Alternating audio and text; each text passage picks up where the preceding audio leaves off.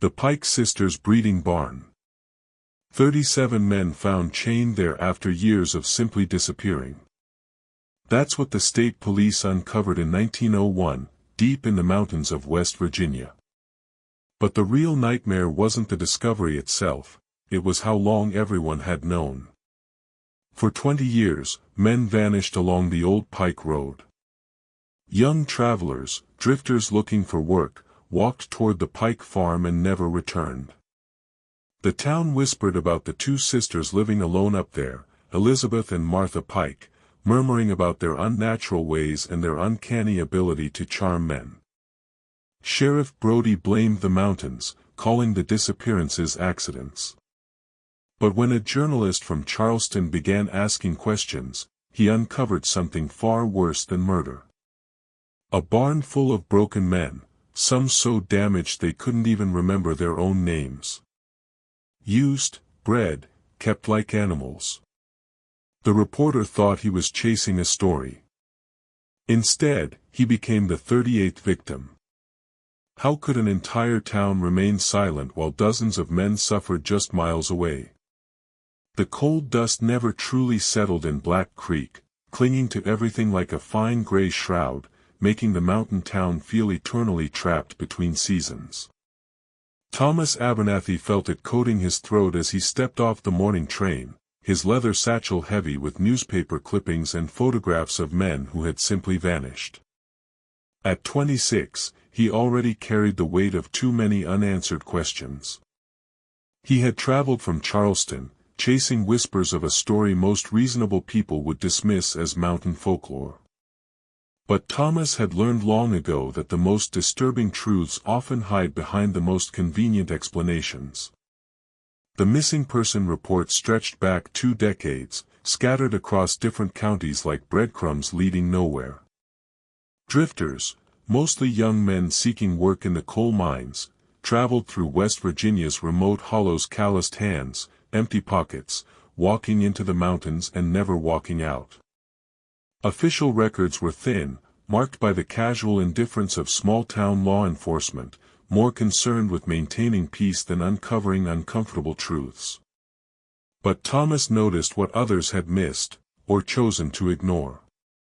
Every disappearance had occurred within a 10-mile radius of the old Pike Road, a winding dirt track that snaked through the county's most isolated parts before dead-ending at a single weathered farmhouse. Sheriff Brody sat behind his desk like a man who had grown roots there, his massive frame spilling over a chair that had seen better decades. His eyes held the weary resignation of someone who had spent years explaining away things that defied explanation.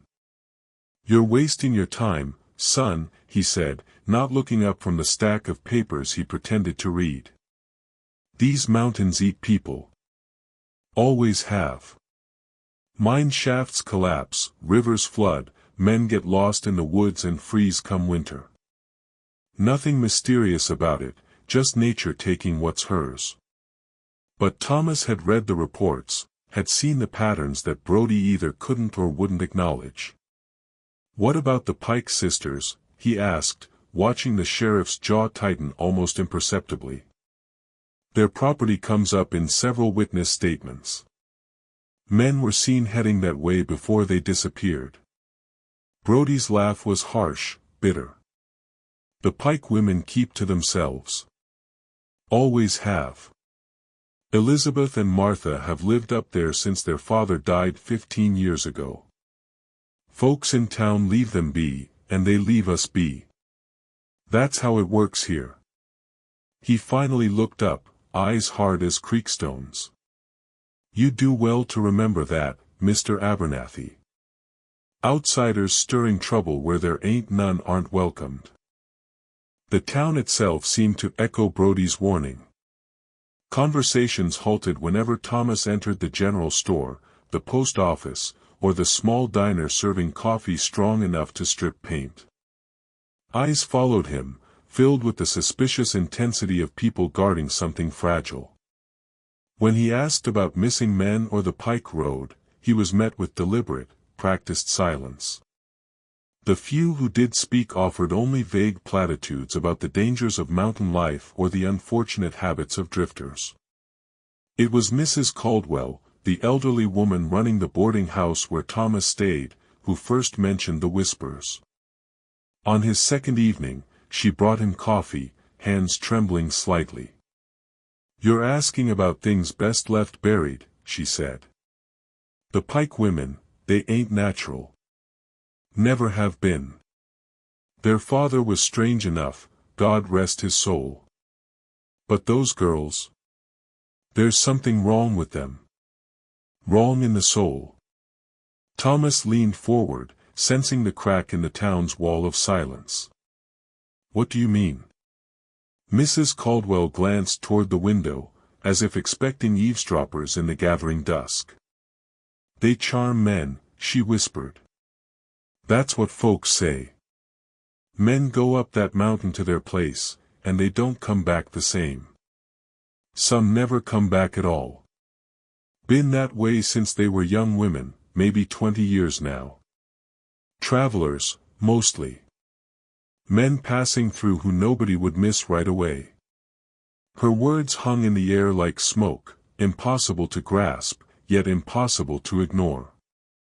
Thomas pressed for more, but she retreated behind the same wall of silence protecting the rest of the town. "Best finish your business here and move on," she said, gathering his empty dinner plate with shaking hands. "Some stones are better left unturned." But Thomas had built his reputation on turning over stones, on digging into the dark corners others feared to explore. The next morning brought gray skies and the promise of rain, perfect for his plans. He told Mrs. Caldwell he was writing a story about life in West Virginia's remote hollows, a human interest piece on families carving out a living in forgotten places. It wasn't entirely a lie, though the truth he suspected he might uncover was far darker than anything a respectable newspaper would print.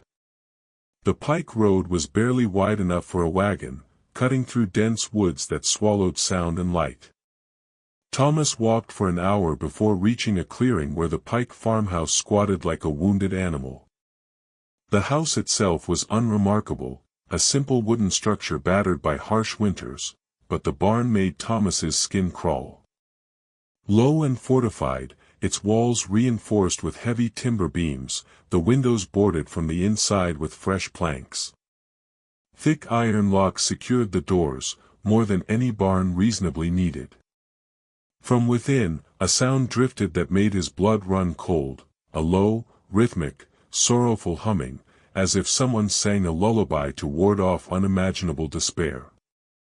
The sound rose and fell with hypnotic precision, occasionally joined by other voices in harmony, suggesting some ritual behind the boarded windows. Thomas felt a dread that spoke to something primitive, beyond rational thought. Every instinct screamed to turn back, forget the whispers in Black Creek. But the journalist in him demanded he stay, uncover the truth behind the humming, the locks, and the 20 years of men who had entered these mountains and never returned. The farmhouse door opened before Thomas could knock, as if he had been watched from the moment he entered the clearing. A tall, angular woman stood in the doorway, her severe face carved by years of mountain hardship and suspicion. Elizabeth Pike regarded him with eyes holding no warmth, no curiosity. She simply waited, hands gripping the doorframe like a weapon ready to strike. "Miss Pike," Thomas said, removing his hat politely. "I'm Thomas Abernathy from the Charleston Gazette. I hope to speak with you about life in these mountains, perhaps for a story on families who live in these remote places." The lie came easily, wrapped in practiced deference that usually opened rural doors. Elizabeth's expression remained cold. "We don't talk to newspaper people," she said flatly. "Got nothing to say that would interest city folk." From behind her came a soft, musical laugh that raised the hair on Thomas's arms.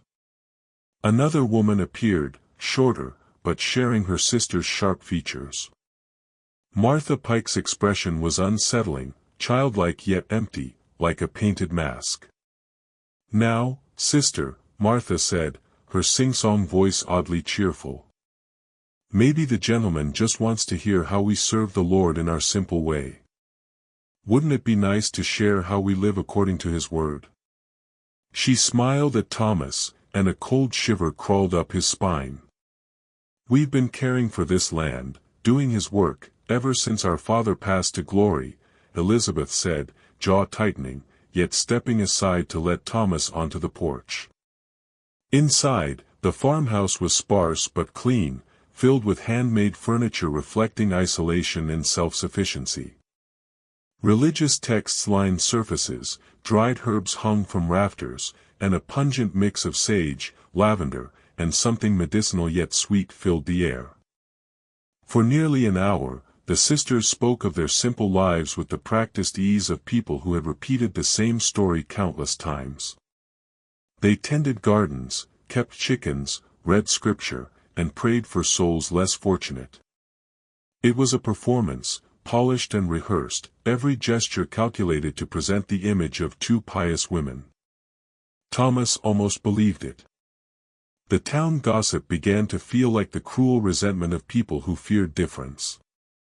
Perhaps the missing men truly succumbed to the wilderness, and the sisters were scapegoats for a community unwilling to accept bad luck and misfortune. Then he saw the wooden bird on a table near the door, perfectly carved. It was the same as one made by Jacob Morrison, a traveling woodcarver who vanished 5 years prior. The bird's head tilted as if listening, every feather meticulously notched. Thomas's rationalizations collapsed. This was no coincidence. This was evidence in plain sight. He maintained composure, thanked the sisters, and promised to portray their lives respectfully. But his hands shook as he descended the mountain road, the barn's humming lingering long after the farmhouse disappeared. That night, Thomas broke into the courthouse with skills that would surprise anyone who knew him as a journalist. The back door lock yielded to careful manipulation. The building creaked as he navigated to the records room, electric torch guiding him through his urgency-fueled desperation. Property records revealed the sisters' methodical acquisitions over 20 years, 12 parcels purchased in cash, each transaction expanding their isolated kingdom. The missing person files painted a darker picture, every man last seen near Pike Road, all young, traveling alone, all vanished without a trace. It was nearly dawn when Thomas uncovered a complaint filed by a traveling preacher, Ezekiel Marsh, accusing the sisters of ungodly seductions and imprisoning men. Marsh claimed he had seen men on the farm moving like sleepwalkers, too afraid to meet his eyes. Local authorities dismissed the complaint as drunken ramblings. The weight of decades of willful ignorance pressed on Thomas. This wasn't merely a story, it was a conspiracy of silence. A community choosing comfort over conscience, convenience over justice. The truth had always been here, waiting for someone willing to dig. 3 nights later, Thomas returned to the Pike property with a pry bar, the instrument of forced entry feeling alien in his hands. The wooden bird haunted his dreams, and the faces of 37 missing men demanded action. The farmhouse remained dark as Thomas watched the sisters' predictable routines. By midnight, the only sounds came from the barn, the low, persistent humming. The barn door groaned as he forced it open. He held his breath, anticipating the sisters' discovery, but the house remained dark. He slipped inside. The smell hit first, unwashed bodies, human waste, and something medicinal and cloying. His lantern revealed the nightmare within. Men chained to walls and beams, 37 in various states of decay. Some so thin their ribs showed, others rocking in rhythm with the humming, eyes vacant. Thomas moved among them, lantern casting shadows, faces ranging from teenagers to men in their 40s. Chains were heavy iron, bolted into the barn's foundation with years of planning evident. Water buckets and chamber pots were scattered. Clothing and blankets lay in piles reeking of neglect. In a corner, Thomas found Samuel, about 25, dark hair matted but eyes still bright. "You're not one of them," Samuel whispered urgently. "Please, get us out." Thomas knelt, examining the chain securing Samuel's ankle. "How long have you been here?" 3 months, maybe 4, Samuel replied, eyes darting nervously. "I was heading west to the Colorado mines. They offered me food and lodging in exchange for work on their farm. I woke up here. Some men have been here for years. The sisters make us work fields and tend animals. At night," his voice dropped.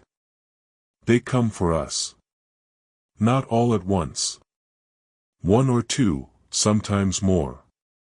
Rituals, ceremonies, they call them. Say it builds a pure bloodline. They drug us, chain us back. We're breeding stock." Thomas felt the horror strike like a physical blow. The casual cruelty, the decades of complicity, it defied reason. "The town knows," Thomas muttered. Samuel laughed bitterly. "They know only what they choose. Sheriff Brody visits in daylight. Sisters say we're hired hands. Chains. Just leg irons for drifters. Practical, he says." Thomas worked at Samuel's chains with the pry bar, seeking leverage. A loose floorboard offered hope. "I'll get you out," Thomas promised. "But I can't free all without raising alarm." "Just one won't be enough," Samuel said. "They'll notice, move the others, probably kill them. You need help, state police or federal marshals." As Thomas worked, the barn door opened with a creak announcing despair. Elizabeth Pike stood silhouetted in moonlight, an axe handle in hand, worn smooth and dark with substances Thomas dared not identify. "Well now," she said calmly, more terrifying than rage. "Looks like we've got ourselves another volunteer for the Lord's work." Thomas rose to his feet, the pry bar clutched in hands that suddenly felt clumsy and inadequate. He had imagined this moment during his sleepless nights of planning, rehearsed the words he would say if discovered, how he would explain his presence, perhaps even convince the sisters to release their prisoners. But faced with Elswitha's cold smile and the casual way she hefted her weapon, all his carefully prepared arguments evaporated like morning mist. "You don't understand," he began. But Elizabeth was already moving, crossing the barn floor with the fluid grace of someone who had done this countless times before. Thomas swung the pry bar in a clumsy arc, which she easily avoided, stepping inside his reach and bringing the axe handle down across his skull with a sound like splitting kindling. Pain exploded through his head as he collapsed to the barn floor, his vision blurring, ears ringing from the impact. Through the darkness, he heard Samuel calling his name, the other prisoners stirring with hopeless agitation that spoke of dreams repeatedly crushed. When consciousness returned, Thomas found himself chained to the wall beside Samuel, his head throbbing, and his mouth tasting of blood and bitter herbs. The barn seemed different from this angle, more cramped, more desperate, filled with the weight of accumulated despair that pressed down like a living thing. Elizabeth stood before him, studying his face with the detached interest of someone examining new livestock. "Welcome to the family, Mr. Abernathy," she said. Thomas realized with dawning horror that he was no longer the teller of this story. He had become part of it, another victim in a nightmare that showed no signs of ending.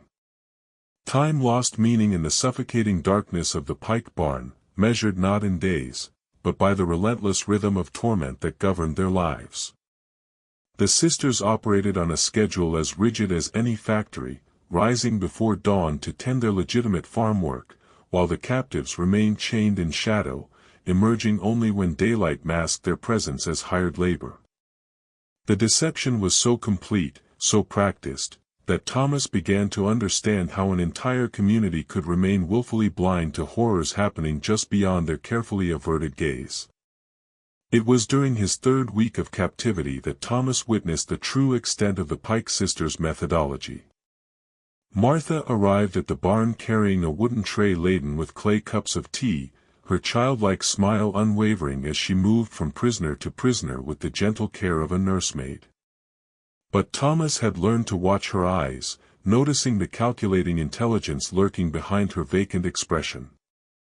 When she knelt beside an older man named Benjamin, who had been there so long he only responded to the number 12, her voice took on the sing-song quality of someone reciting beloved scripture. "Drink up, my dear ones," she cooed, stroking Benjamin's matted hair with maternal tenderness. "This will help you remember your purpose, help you understand the beautiful work we're doing together. The Lord has chosen you all for something special, something pure and holy, that the outside world wouldn't understand." Benjamin drank without resistance, his eyes glazed with the resignation of someone whose spirit had been broken so thoroughly that compliance was his only refuge from further pain. Thomas refused the tea and earned a blow from Elizabeth's axe handle, leaving his vision swimming with stars. Even through his pain, he watched Martha's transformation as her sister took over enforcement duties. The childlike mask slipped away like discarded clothing, revealing a mind both brilliant and utterly mad. "You still think you're better than us?" Martha said to Thomas, her voice losing all pretense of innocence. "Still think you understand right and wrong, good and evil? You'll learn just like they all learned. We're building paradise here, one soul at a time, one perfect child at a time, and you're going to help us whether your prideful mind accepts it or not." The revelation hit Thomas like a physical blow. Martha wasn't Elizabeth's simple-minded accomplice, nor the pitiful victim of her sister's domination as he had assumed. She was the architect of their entire philosophy, the diseased mind that had transformed personal trauma into a twisted theology of female supremacy and male subjugation. Elizabeth provided the physical enforcement, but Martha supplied the ideological foundation, justifying their crimes as divine mandate.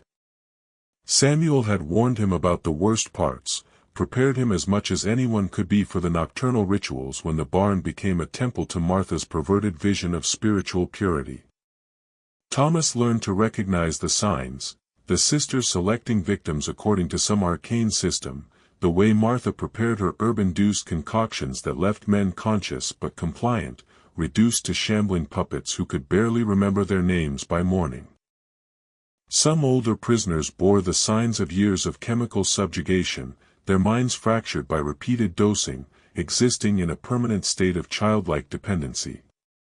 It was during his fourth week that Thomas realized how completely some men had ceased to be themselves. One prisoner, called 7, had forgotten his real name entirely, performing assigned tasks with the mechanical precision of a clockwork toy. When Thomas tried to speak to him about life before the barn, 7 stared in confusion, as if existing anywhere else was incomprehensible. "This is where I belong," 7 said with absolute certainty. "The sisters take care of us. They give us purpose. Why would I want to leave?" The most horrifying aspect wasn't the chains, the labor, or the nocturnal violations Martha called sacred. It was the systematic destruction of identity, dismantling everything that made a man himself until only parts useful to the sisters remained. Thomas watched newer prisoners struggle against the drugs, isolation, and constant reinforcement of worthlessness until resistance became unbearable. Samuel remained strong, his will unbroken after 4 months, teaching Thomas small acts of rebellion that kept their humanity alive. They shared scraps of food when unseen, whispered names of loved ones to preserve memories, reminded others of fragments from their former lives that Martha's drugs tried to erase. "My name is Samuel Morrison," he whispered during the darkest hours before dawn. "I come from Pennsylvania. I have a sister named Rebecca. I was going to Colorado to work in the silver mines and send money home for her wedding. The repetition became a prayer, a declaration of selfhood the sisters couldn't poison or chain. Thomas joined the quiet resistance, sharing stories of Charleston, his newspaper work, and the editor, Harris, who surely wondered why promised articles never arrived. The other prisoners began to remember fragments of themselves, aided by Thomas's questions and Samuel's gentle encouragement. 12 had once been Benjamin Ashworth, a clockmaker from Maryland. 7 was William Crane, a teacher traveling to Ohio when the sisters took him 8 years prior. Even as they reclaimed their identities, the outside world remained indifferent, a cruelty nearly as crushing as the sisters' own. Thomas's heart leaped with hope one gray November morning when he heard familiar voices outside the barn, Sheriff Brody questioning about the missing journalist. Through gaps in the boarded windows, Thomas could see Brody's bulk moving, performing the motions of investigation without expecting to find anything troubling. That reporter fellow came by asking foolish questions, Elizabeth said, with the practiced indignation of the righteously wronged. Drunk as a lord, talking nonsense about missing people. We sent him on his way, told him we were God-fearing women who didn't need his trouble. Last we saw of him, he staggered back toward town, probably looking for another bottle. Thomas screamed until his voice gave out, thrashed against his chains until his wrists bled, doing everything to draw Brody's attention. But the barn's thick walls muffled sound, and Brody showed no inclination to investigate further. Well, his editor's been asking questions, Brody said, dismissively. I'll tell him the man took off, chasing some other story. Newspaper types, they're not reliable folk. As Brody's horse disappeared down Pike Road, Thomas felt something die inside him. No rescue would come. Justice would not arrive. The community had chosen willful blindness, the law had opted for convenient ignorance, and the Pike sisters would continue their reign until age or accident ended it. Thomas understood why so many prisoners had given up, why resistance seemed a cruel joke. In the face of systematic indifference, hope itself became another form of torture, another way for the sisters to crush spirits. The transformation came slowly, like warmth returning to frostbitten limbs. During his 6th week, as Samuel encouraged a broken man named Peter to remember his daughter's face, Thomas realized his pursuit of a story had evolved into something far more essential. This was no longer about headlines or recognition, it was about the human obligation to bear witness, to refuse complicity in systematic evil, even at the cost of one's life. The plan took shape during long November nights. Samuel had studied a loose floorboard for weeks, knowing that applying pressure at the right angle could snap the iron ring securing his ankle chain. Thomas became the lookout, learning every detail of the sisters' habits. He memorized their schedule down to the minute, knowing when they would cook, pray, or select victims. This knowledge became his weapon. The storm arrived on a freezing December night, the wind howling with the promise of snow. Thomas felt the change in pressure, recognized the tempest as their opportunity. Thunder would mask breaking chains. Lightning would illuminate without carrying a lantern. The sisters would be distracted by securing their property. Samuel worked desperately at the chain as fat raindrops hammered the roof. The loose floorboard groaned until, with a sound like snapping bone, the iron ring tore free. Samuel's ankle remained shackled, but he could move freely within the barn, his chain dragging behind like a ghost of captivity. Fire, he whispered to Thomas, voice barely audible. I'll set the hay alight. When they come running, you get to the farmhouse. There's a rifle above the mantel. Martha keeps the keys to our chains in a wooden box by her bed. The plan was desperate, dependent on timing, luck, and the prisoner's strength, but Thomas saw something unexpected. flickers of determination that Martha's drugs and brutality had tried to extinguish. Samuel moved with fluid grace, piling hay against the walls to create smoke and confusion. Thunder cracked, orange light dancing across the faces of men who had lived in darkness for years. The fire spread with terrifying speed. Elizabeth charged through the smoke with axe raised, expecting cowering prisoners, not a rebellion of men reclaiming their power. Samuel met her with a broken chain. Thomas, freed by chaos, fought toward the barn door and farmhouse. The kitchen revealed Martha's meticulous records, every man taken, every ritual performed, every child born, and their fates. The rifle above the mantel was loaded, as if she had anticipated violent opposition. Returning to the barn, Thomas found a scene from Dante's Nightmare. Fire consumed nearly half the structure. Martha lay crumpled, neck bent unnaturally, face a mask of grief and rage, holding Samuel by the throat, knife at his jugular. "You've killed her," she screamed. "You've murdered the holiest woman, and now you'll all burn for it." The other prisoners, armed with chains, tools, and broken wood, moved as one, driven by collective fury. Elizabeth's knife clattered as she disappeared beneath a wave of bodies demanding justice. The weeks that followed blurred into testimony and investigation.